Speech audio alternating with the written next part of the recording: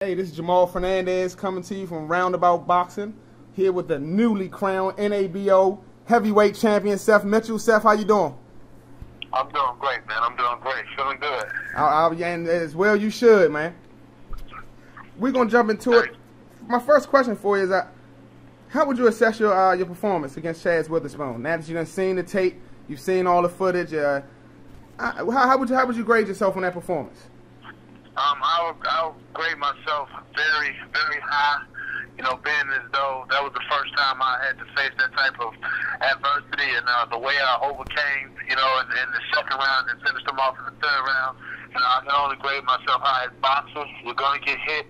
You know, sometimes you throw shots and your hand is down, or, you know, you go back in the straight line. Those are things that, you know, we definitely have to correct. Just in this particular instance, my hands were actually up, but I was bent at my waist instead of at my knees. And, you know, I take my hat off to Chaz. He capitalized on my mistake, but I was able to weather the storm. And so I grade myself high. Okay. First round, I was there. The fans seen it. You were visibly hurt. I mean, he hurt you. We didn't know. I mean, that you can cut the air with a knife, man. It was that thin in there. The atmosphere was excellent. But how'd you feel during that moment when you went? I mean, that time when you're hurt and you realize you're hurt, what's going through your mind? You know, cognitively I was there. You know, mentally I was there. I never saw stars, and I never saw double or triple Chaz. But my legs were gone. He got caught more to shot my equal, and you know when your equilibrium get messed up, you know, you start having spaghetti legs. So that's what I had. But mentally I was there, you know, and I was still thinking in there. I was like, okay, keep my hands up. You know, this is what I'm saying to myself. Keep my hands up. And when I saw that he realized he had hurt me, and he was coming in for the kill, and I was just thinking, okay, when he gets close, smother him. You know what I'm saying? Just trying to survive the first round. Those are the thoughts that were going through my head. But my legs were just gone. But it wasn't like I was out on my feet, because I wasn't at all. I was just, you know, my legs were wobbling. Hey, I had spaghetti legs. Hey, yeah, you did a marvelous job of coming back, though. Let me ask you this. You went to the corner.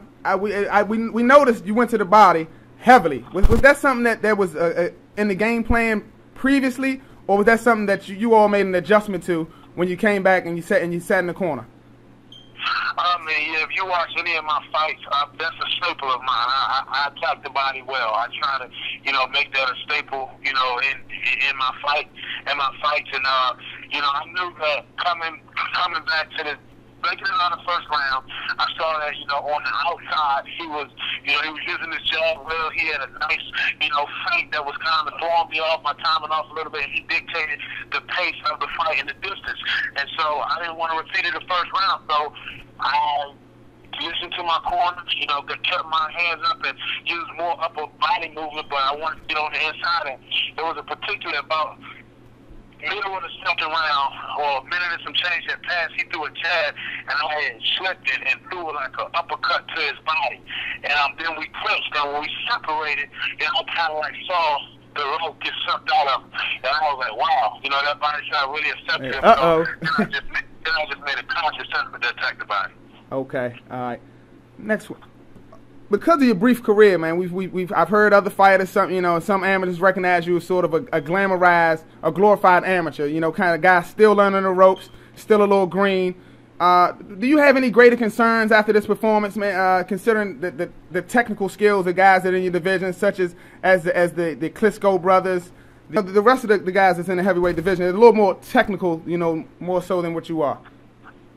I don't have any concerns. I mean, you say that the Klitschko brothers knocking out everybody who had tons of experience. So, I mean, they stand in the class of their own. You know, so I don't worry, but I realize and I understand that I still have a lot to learn, but I look at it like this.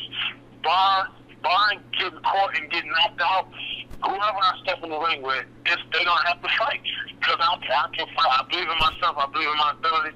Not saying that I can't be beat, but it's not going to be an easy night for anybody in the heavyweight division. You know, the Klitschko's, I say this all the time, the Klitschko's stand alone. It's the Klitschko's, then there's the heavyweight division. Exactly.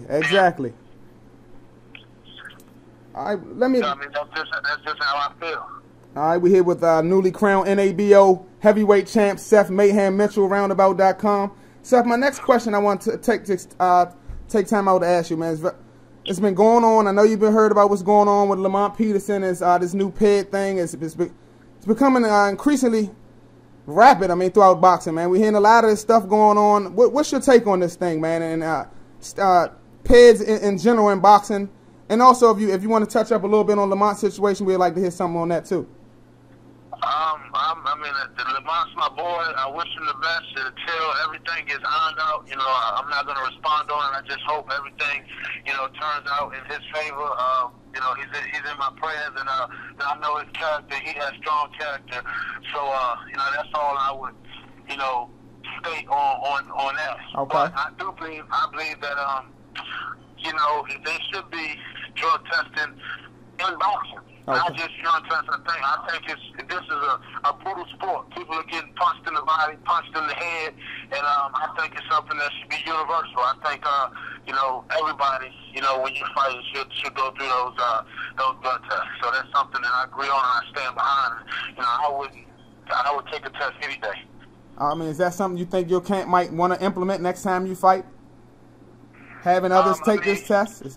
I mean, definitely once you get to a certain level, you know, it's a lot of politics and stuff, and I don't know how much those Olympic-style drug testing actually cost, but from my understanding, it's kind of expensive. So for the smaller shows, you know, they probably wouldn't do it. But, you know, I think anytime when you get up there, you're fighting for those belts and you're fighting for big major fights, then I think it should definitely be implemented.